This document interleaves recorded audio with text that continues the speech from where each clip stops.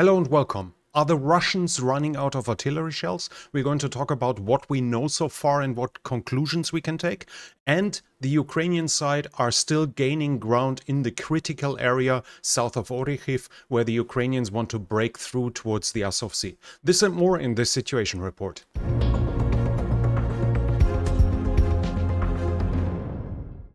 We'll start in the north, where the Russians are still attacking close to Kupiansk.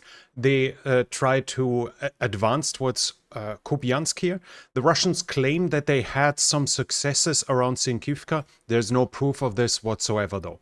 There's also fighting at Novoye-Horivka. The Russians attacked there. I do not see that they gained any ground, and fighting is continuing in Torske, and from Torske the Ukrainians attacked, and the Russians are also attacking in the Serebryansk forest, basically north of the Seversky Donetsk. I cannot confirm any change in territory. South of the Seversky Donetsk, fighting is there were Russian attacks on Bilohorivka. Fighting has intensified at Berkhivka. In both cases, no change in territory. And south of Bakhmut, the fighting is continuing. Klishivka, both sides try to advance here over the last few days, and we have here a geolocalized attack with a drone south of Andrivka.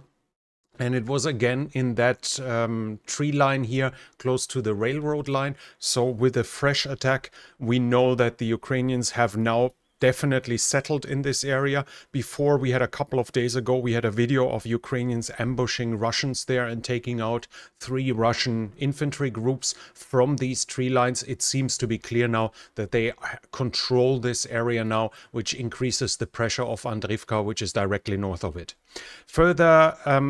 Other than that, there were Russian attacks close to Bakhmut that failed, that didn't achieve anything. The Russians claim they gained some ground in Klishivka, but Wargonzo, the Russian military blogger, says there were Russian attacks, but without success. So we think, it's likely that the Russians failed in their attempt to regain ground in Klishivka.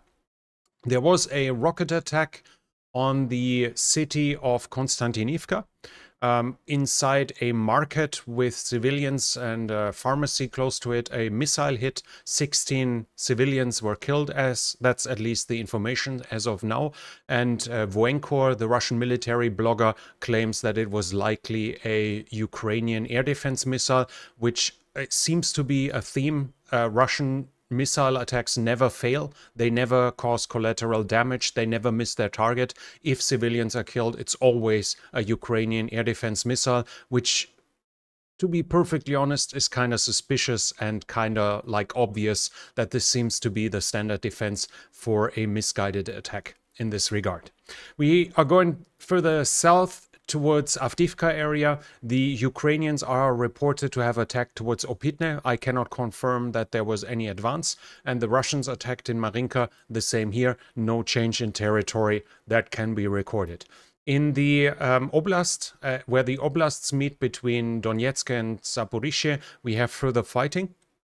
The fighting has intensified around Novodonetsk, like I talked about yesterday. The Ukrainians claim they gained some ground here, and we do have Khodorkovsky, who is a pro-Russian Eastern Ukrainian commander, who says that the Ukrainians advanced and they are advancing in this area.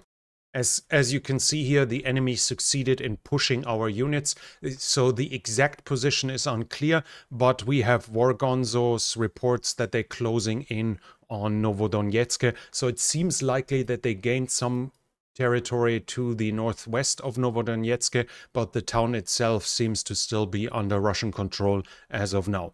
Fighting is also continuing south of Urushaine here and close to Priyutne. I cannot confirm any change in territory.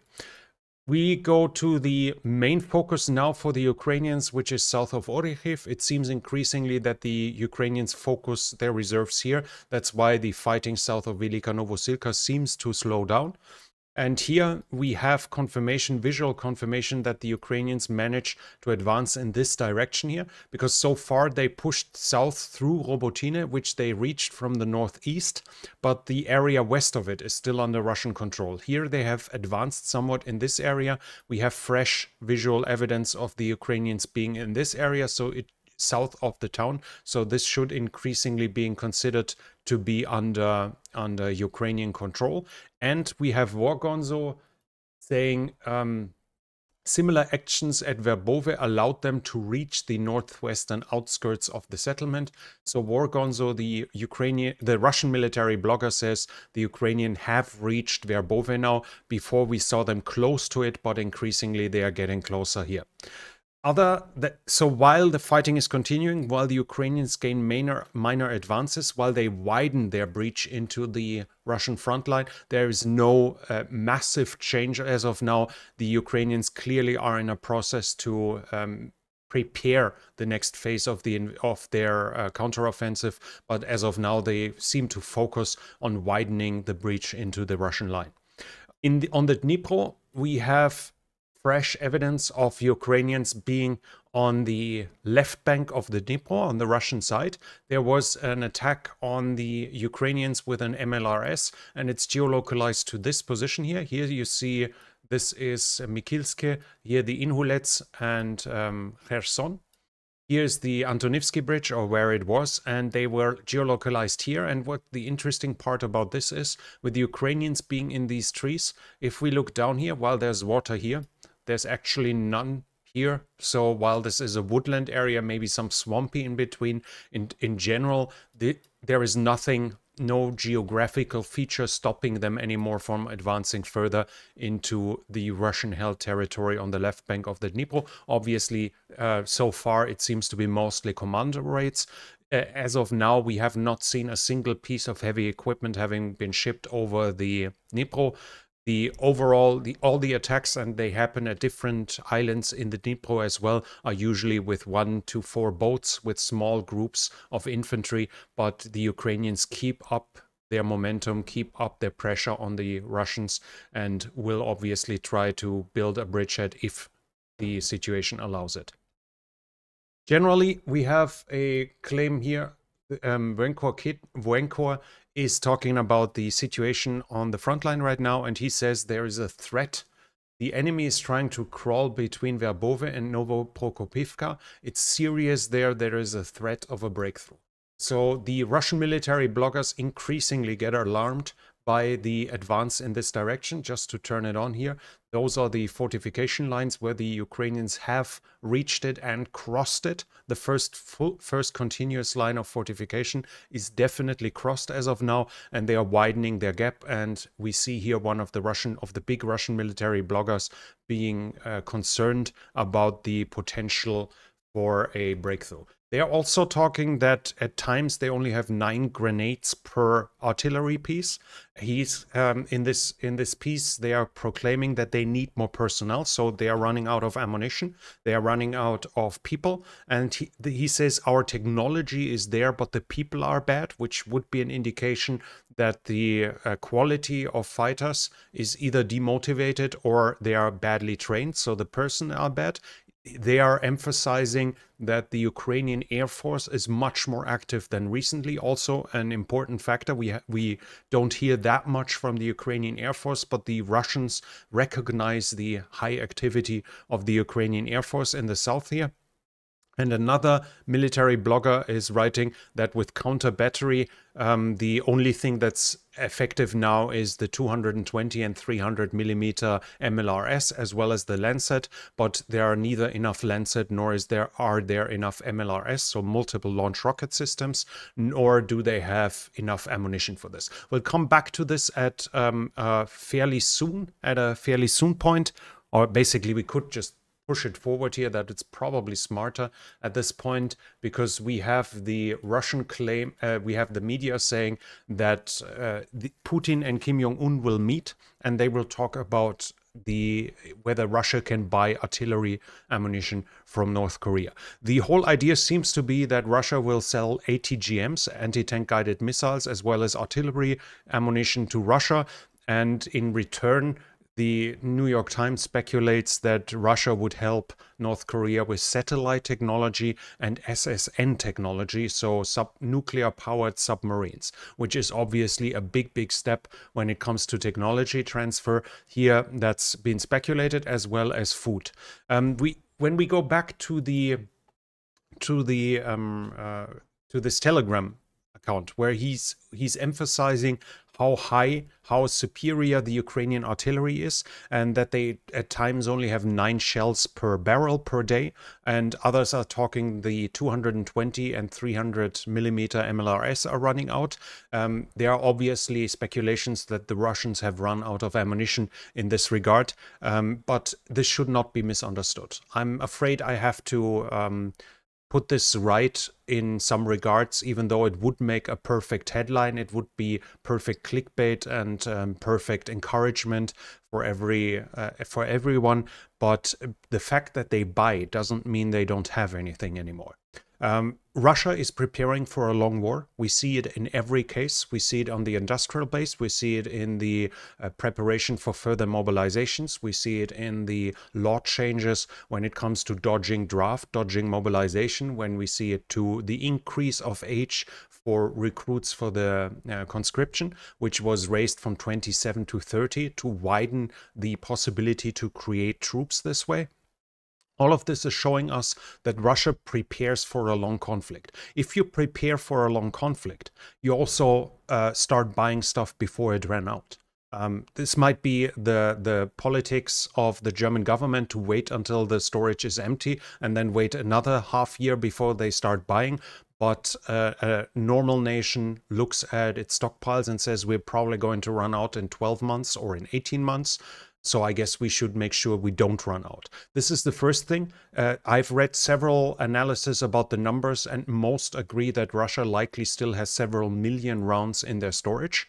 But the fact remains that the storage are very likely being reduced every day, that the Russians are losing volume despite their new production and despite the fact that the Russian shell production is considered to be fairly high, even though accurate numbers are impossible. The range is between 1 million, and I think the biggest I found was 5.6 million. So it's basically whatever you wish Russia to be. You choose a number, an independent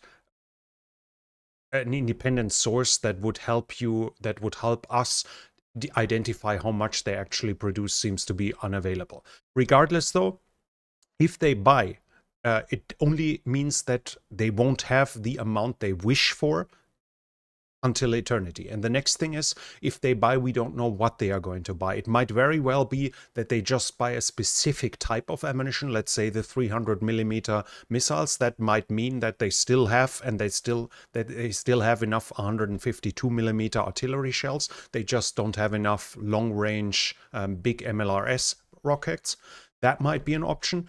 So in regard, it only proves that Russia can't satisfy 100% of its ammunition need for 100% of its systems, or 100% or even 100% of what they might wish to have.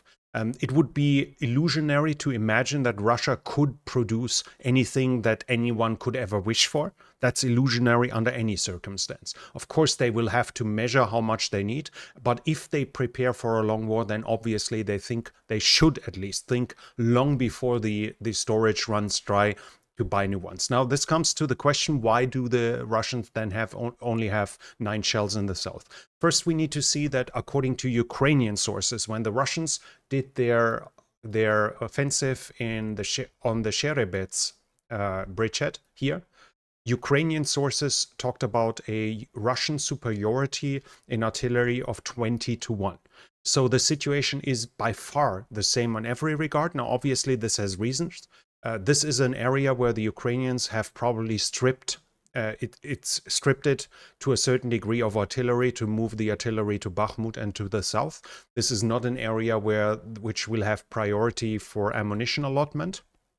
This is an area where the Ukrainians have not focused on destroying the logistics, and this is an area which is close to the Russian Federation, where the Ukrainians are not able to use Storm Shadows, HIMARS, or anything like this to strike Russian Russian supply lines. But still, it shows us that the lack of ammunition, which is in the south, is more local, because the Ukrainians are actively hunting every artillery piece they can find. They are actively hunting every ammo dump they find. They try to destroy the logistic lines. And in the end, for Russia, it's irrelevant if they have 1 million rounds on storage, if the storage is in the Urals and they need it at Tokmak. So it should not be misunderstood that Russia has already run out of shells. They likely identified a future lack of ammunition and are trying to address this. We know they already started buying from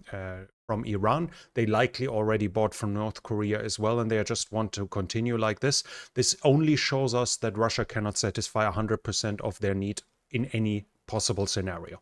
This will still mean that the Russians generally should have more ammunition and should have more artillery than the Ukrainians. But as we can see now, the Ukrainians are able to create a local superiority. And this is obviously what is decisive in an offensive operation, especially in one that can be of strategic importance. So it needs to be put into some perspective, even though it would obviously make for a great headline and for a great clickbait.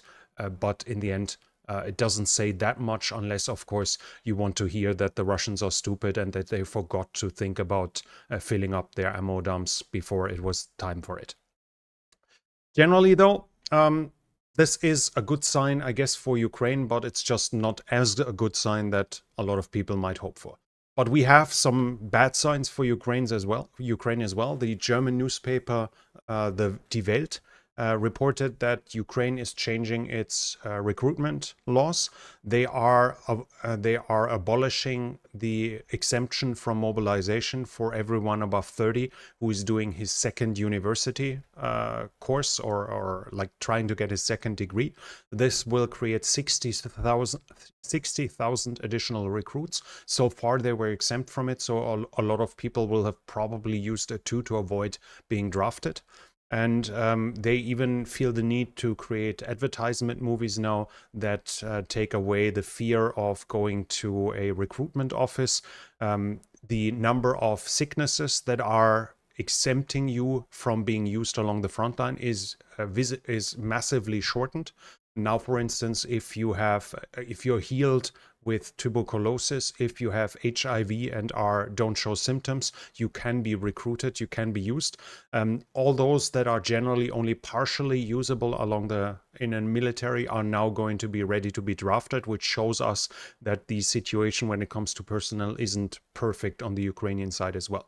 This is obviously, it's also additional measures are, for instance, the medical standards for the naval infantry and the air assault units are being reduced as well. So you have to fulfill less requirements to join them. They are also doing a crackdown against corrupt doctors that gave false certificates for the inability of being able to serve, as well as against corrupt recruitment officers who, for a bribe, help people avoid being pulled in. And they are publicly threatening those who flee abroad with extradition if they are threatening. This all shows that Ukraine has some issues gaining troops. We've talked about this here in the past. It's an unpleasant thing. Ukraine likely has suffered 75,000 dead. Roughly in that ballpark was as I believe, trustworthy guess from the United States. 120,000 wounded, and they want to increase their units and strengthen them. They have built up new brigades. All of this needs personnel. Those changes, some of them make perfect sense. To prevent people dodging the draft is necessary. To draw in people that might not be perfectly fit is perfectly reasonable if you don't use them along the front line. You need a good runner if you're on the front line, but if you man a radar device, then if you're somewhat overweight, if you have a knee problem, that shouldn't be the big issue. But this should not be misunderstood that the Ukrainians have run out of men. Ukraine still has several million men in a potential age. They have female volunteers in the army as well. So in overall, that doesn't mean there are no men left, but they need the men for other things too. Somebody has to deliver the mail. Somebody has to pick up the trash. Somebody has to work in the defense companies, making new shells, making new tanks, making new IFVs. Somebody has to repair all this stuff. Somebody has to build new roads that are being destroyed. All of this takes personnel that cannot be used along the front line. So Ukraine can't simply take every man that is running around. What they have to do is to identify those that are not helping the war effort, that are trying to avoid fighting, and they are going to draw them in to allow their industry to keep working, to allow them to keep producing men. They can still recruit several million men. We had recently, like 3 months ago, I think roughly 3 months ago, I quoted Riba, the big, probably the biggest or one of the biggest Russian military bloggers, and they mentioned it themselves that Ukraine can probably mobilize another 2 to 2.5 million men. So we are far from a point where the Russian propaganda would be right that the Ukrainians run out of men. No, they don't.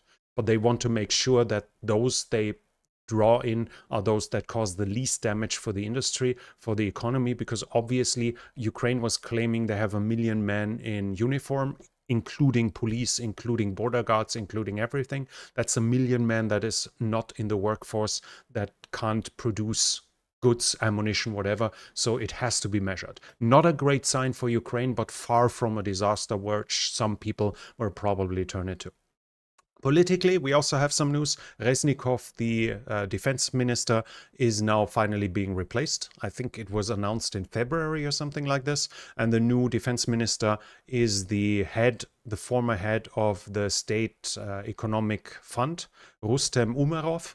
He's a Crimean Tatar, a Muslim, who is considered to have great connections towards Turkey and the Arabs, the Arab Peninsula, and showing, so it probably gives some hope that this might lead to more Turkish aid and maybe some positive relations in the Arab world. And from what I read from Ukrainian sides, he's been considered to be highly competent and have integrity. So it seems like Reznikov himself also said that it's a great choice to replace him in this regard. Finally, we have some pictures here. I already made a video that most of you might have missed, but the Russians have built up flak towers. It's basically reminiscent to what Germany did in World War II to increase the position from where anti-aircraft is being fired. We have here the Panzer system that is being used. You see that they built ramps for them to drive up. We see it here in the background, and here they actually built a tower for it. Now, this is kind of ludicrous, and the best part is that it's around Moscow, which shows how big of a threat the Ukrainian drones are against Russia, who was considered to have the densest and most competent air defense network in the world, because that was what the Soviet Union focused on, to have the air defense system that will make it almost impossible for Western planes to come through. And here they feel the need to do something like this because the Ukrainians with their drones can strike Moscow almost every day. Even though it shows us Russian weakness, at the same time it is a sign of it's a smart development, because the higher the radar is positioned, the better it has an overview, and the lower the shadow is for its radar to creep closer. If we look at this here, for instance, in the background, we see this is a hill. Those are trees. If something comes behind that, it is invisible, and if the drones fly low enough, it is invisible. But if you increase the position of the air defense system, it can identify it earlier and thus engage it earlier as well. And finally, I have two videos. We talked about it in the past, that the Ukrainians said they use thermal imaging to identify mines, because the difference in temperature in summer is significant as mines, the metal of the mine is heating up. And here it shows that, and they claimed they're going to use that to clear minefields. I was skeptical, because a minefield is big, and it would not have 100% accuracy, but we see that at least to a certain degree they actually do it, and we see some success of it in the past, where they identify mine positions and blow them up by dropping bombs on them. And finally, we have an interesting video where a Ukrainian FPV drone tried to engage a Russian Kamov 52 combat helicopter. It was too fast and it didn't manage to hit it. But as we can see, FPV drones can obviously be used for other methods for other things as well. And here the Kamov 52 was lucky, but I guess it will probably only be a matter of time until we will see a first strike on them as well. That was already it from me for now. I hope you enjoyed it, despite me putting some things in a perspective that might not be too amazing for the Ukrainian side, but I try at least to stay objective here, to paint a realistic picture and not just do pure propaganda. If you enjoy this, then I would really appreciate you subscribing to the channel and hit the bell icon so you don't miss future videos. And write in the comment section what you think about the changes of the Ukrainian recruitment, whether this is a sign of weakness or measured, and where you consider the Russian artillery to be at this very point. This channel is only possible because of the support of viewers like you. If you like to support the channel, you can do so by the means in the description. Thank you very much to everyone already supporting this channel, and that's it from me for now. Thank you for watching, and I'll be back.